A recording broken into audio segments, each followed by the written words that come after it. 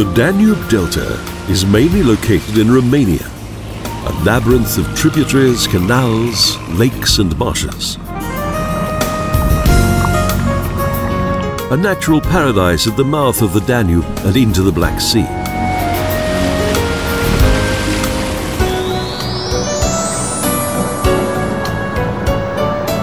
Tulcea is the last large port on the Danube before the second longest river in Europe meets the Danube Delta.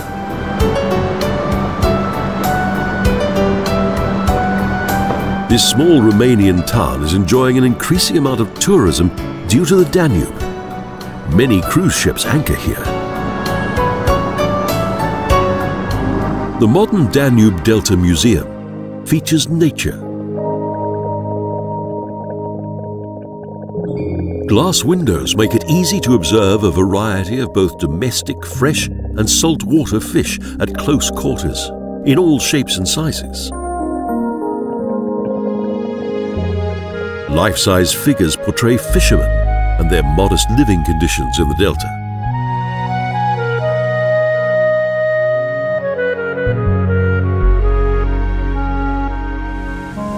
The pelican calls.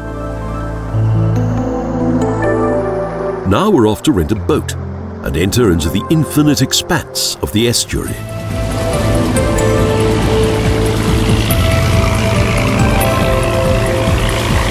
Tulcea is the gateway to the delta. Here the Danube is divided into 3 tributaries.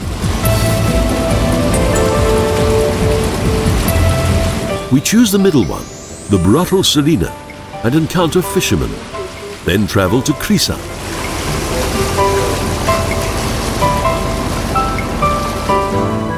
Painted in vivid colours, small fishermen's huts and guest houses provide overnight accommodation.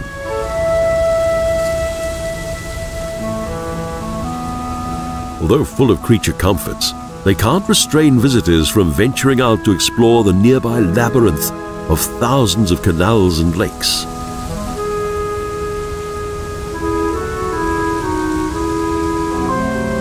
Growing tourism offers new hope for those who inhabit this deprived region.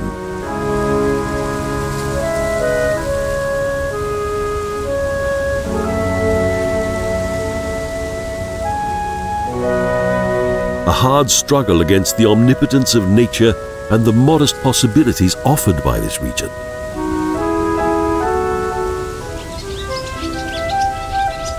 Life in the delta also means living with animals. They're everywhere, seeking shelter close to buildings.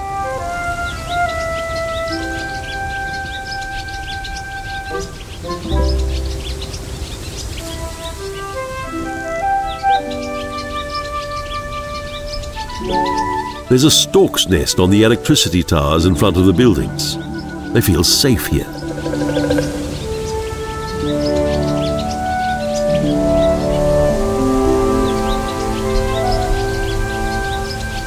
In this natural, wild, watery landscape.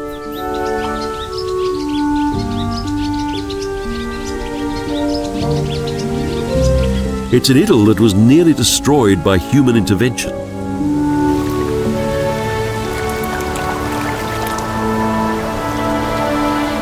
When evening comes, silence settles over the dreamy landscape.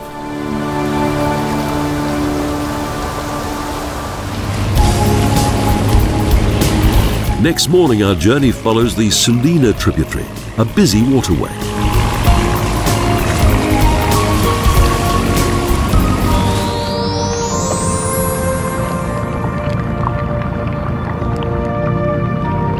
But soon we turn into a canal, and suddenly all becomes tranquil.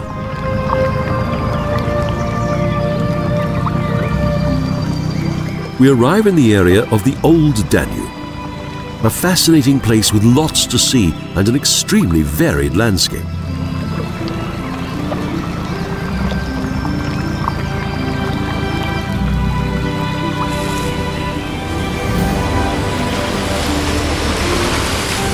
Here, over the centuries, the Danube has created a wilderness of water, a remarkable patchwork of intriguing waterways.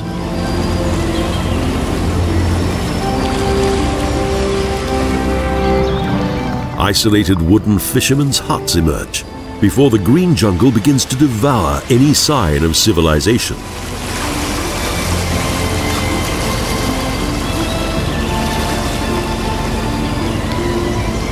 Measuring 4,500 square kilometres, the Danube Delta is also a paradise for birds. Measuring more than 4,000 square kilometres in Romania and 800 in the Ukraine.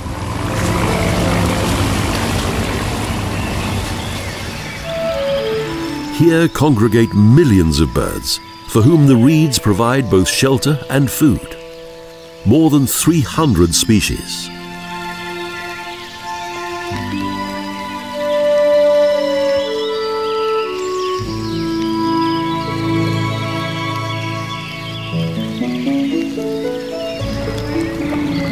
Only 20% of the area is solid ground.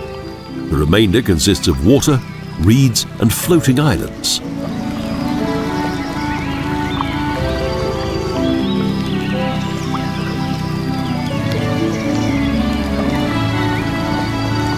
Again and again lakes appear, a favoured habitat of swans. From here they can spot any sign of danger.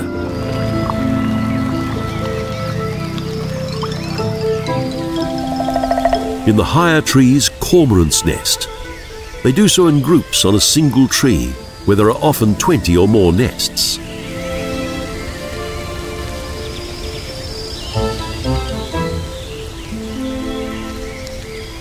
They're pygmy cormorants, with brown heads and necks, and a black back with metallic green shining shadows.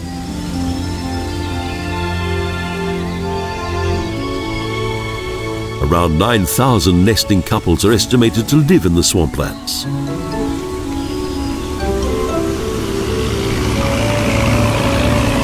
Although the vast delta seems to be without civilization, an occasional tourist boat appears.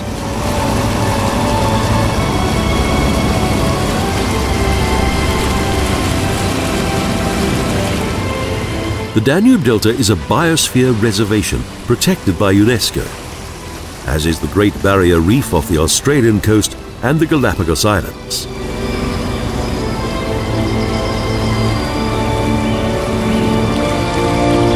The land between the waters is a magical landscape of dikes, fields, floating reed islands, marshes, lakes and small canals.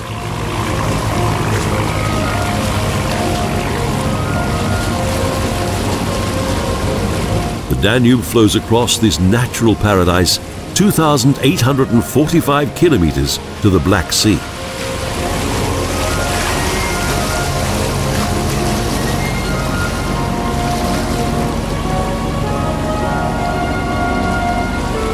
Again and again, fishing huts appear from the jungle.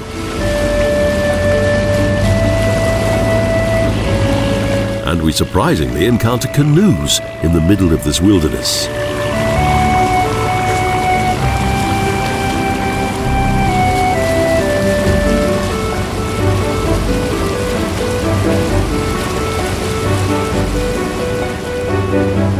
The word delta is used in many languages to describe the division of one river into several tributaries before its waters enter the sea.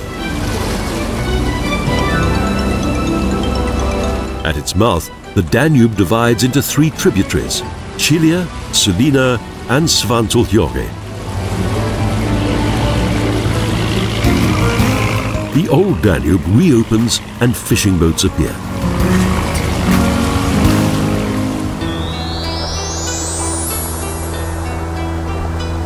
We arrive at the fish delivery point of Mila 23.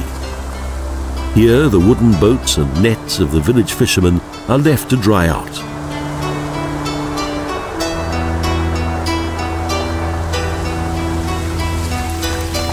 When the delta traffic gradually fades away, everything falls silent.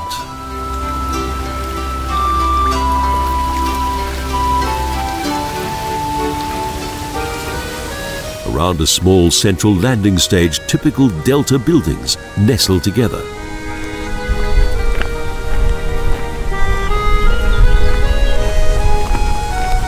Here live the Lipovans. descendants of the devout Orthodox people who migrated to this region from Russia.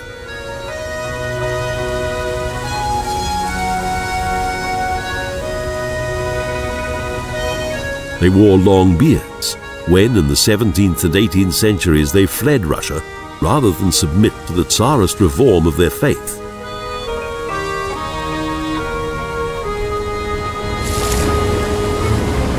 Again, we follow small canals and come across a houseboat.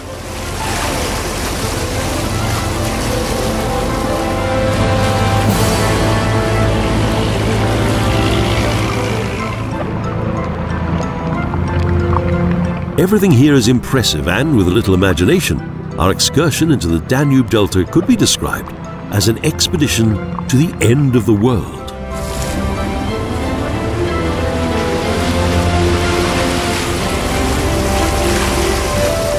Or as an adventure into terra incognita, as Romanian scholar Grigore Antipa named it in the last century.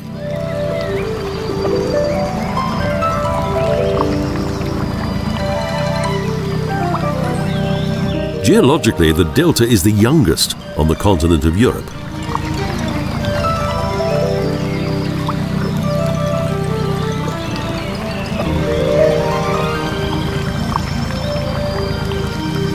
With regard to the development of the delta, Grigore Antipa assumed that this area was originally a liman.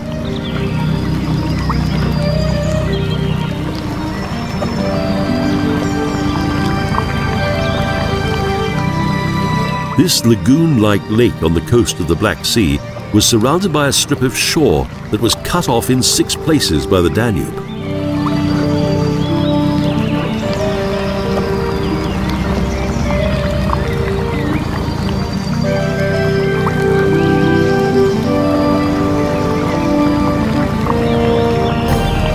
These typical estuary areas were created by a post-Ice Age increase of the sea level, which eventually led to flooding.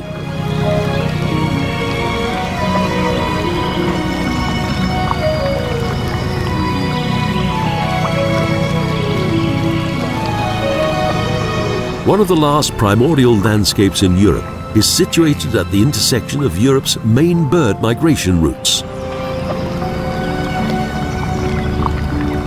The climate here is far milder than in the rest of Europe, therefore many bird species spend the winter here.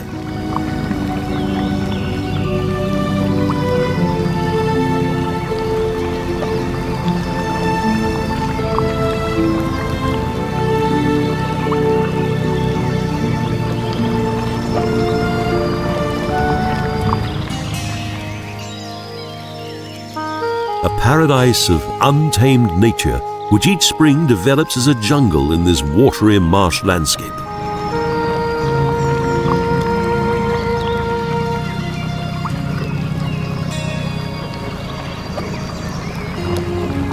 The bird world loves this unspoilt environment of water, reeds and trees.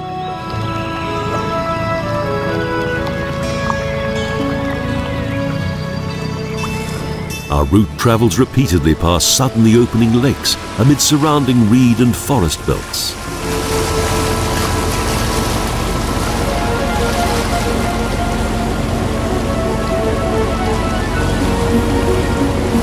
The boat again finds its way along one of countless canals, which can soon become impassable.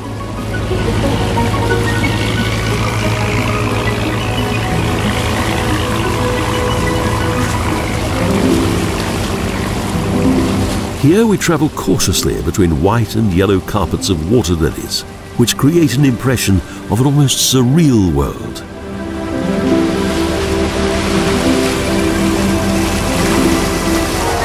The delta was created almost 10,000 years ago.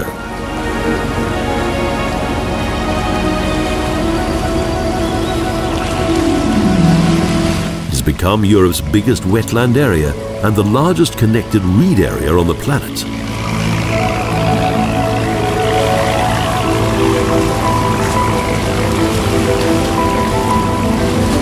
And again we float across a lake whose surface reflects the radiating blue of the sky.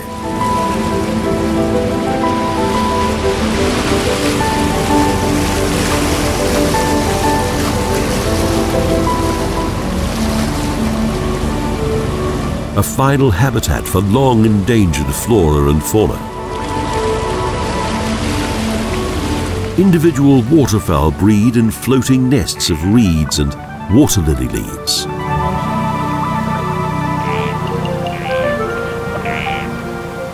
The flora is also extremely diverse, and the yellow iris is to be found in the middle of the reeds.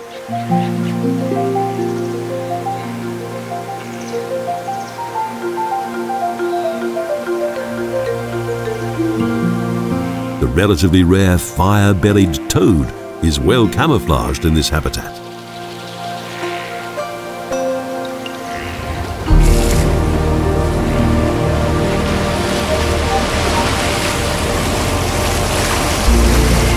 The plants floating on the surface of the water and underwater plants promote the reproduction and growth of animal organisms.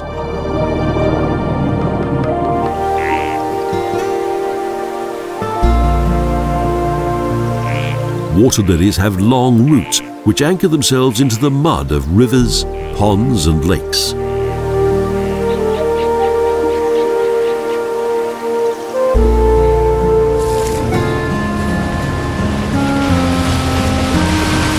Life on shore is difficult to see from the boat. Only grazing cows are visible. And the question arises as to how they got there, for there seem to be reed-grown marshmallows all around.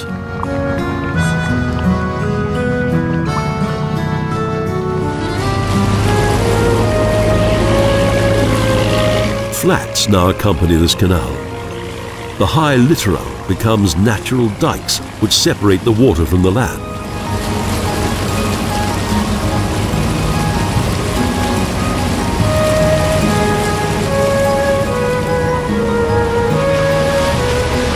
So are formed land masses in the middle of the delta on which people settled, built dwellings and learned to survive.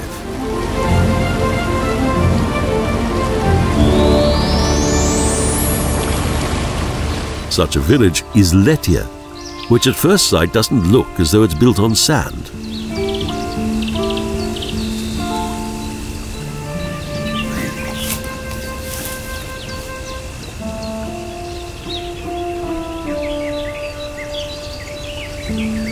A few small houses form the village community, colourfully decorated with thatched roofs and fenced vegetable and flower gardens.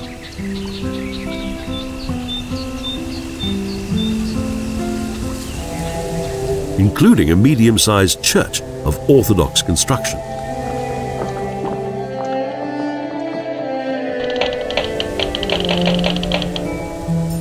Here too live Lipovans, the Orthodox Christians of the Old Faith.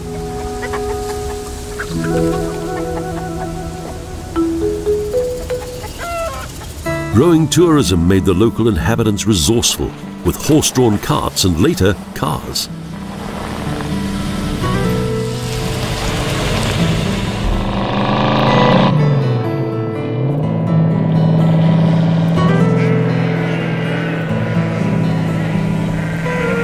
From the village, visitors travel along a canal on a huge sandbank, passing many large puddles of water, the remnants of flooding.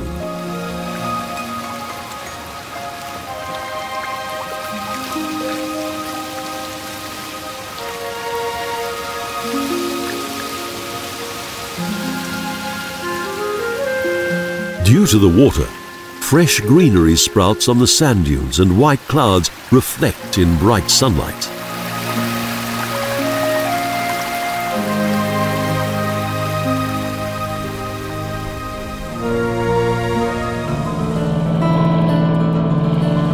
Soon, we arrive at our main destination. Next to lush green meadows, the forest area of Letea is like a large wall.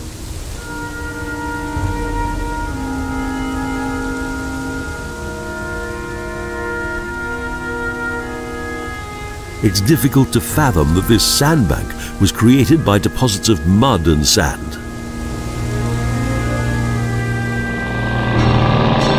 One more short journey on the sandy pathway. On the left, forest. On the right, meadows and single trees.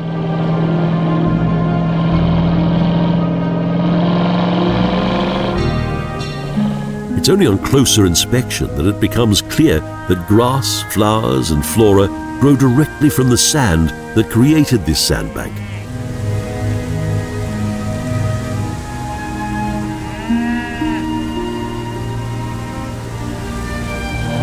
The largest of the maritime Danube Delta. Wild horses also inhabit this region and feel particularly at home in the oak forest, which deftly obscures the dune landscape.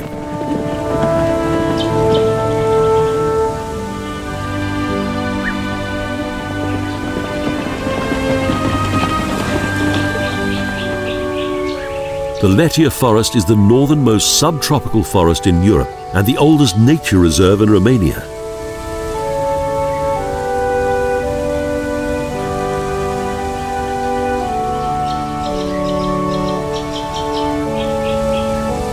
The strip of forest has grown into the hollows of the long rows of dunes where the groundwater is close to the surface and where a rich layer of humus has collected.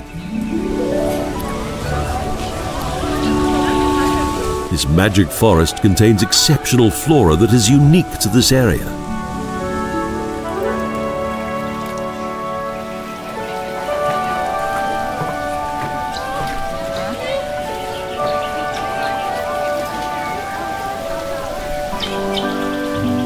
The trees are partly covered by water, the treetops and sky merging splendidly together.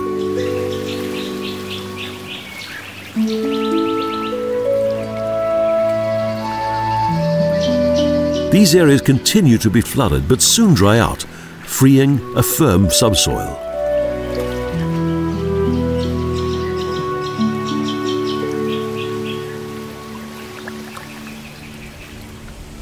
Where the sunken forest thins out, large sand dunes begin.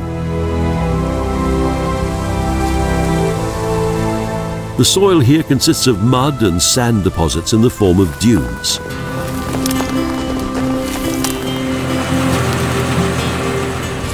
Next, we spot them.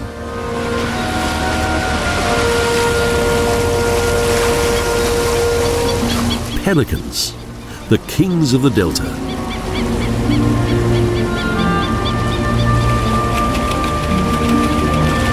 In this primordial landscape, they gather and form the largest colony in Europe. When flying in groups, they create a touching spectacle in the sky.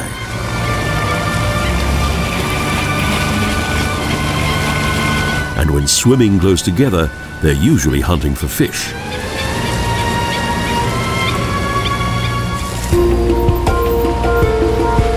Our journey of discovery comes to an end. We've hardly arrived in the main Sulina tributary of the Danube when we encounter fishermen whose work is extremely demanding.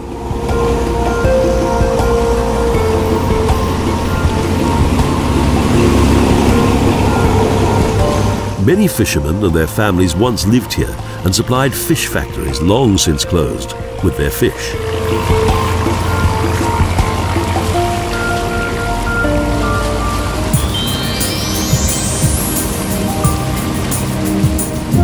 We're in the town of Sulina, a port on the Black Sea and the end of the canal of the same name which runs through the delta, former seat of the Danube Commission.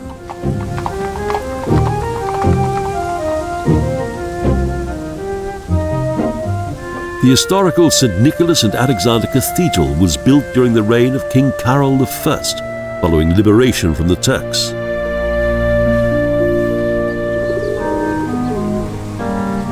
Today, Sulina looks deserted and insignificant, but tour boats embark from here to the delta.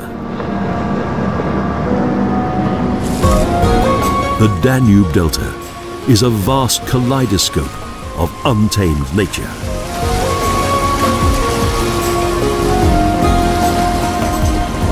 An archaic landscape locked in time.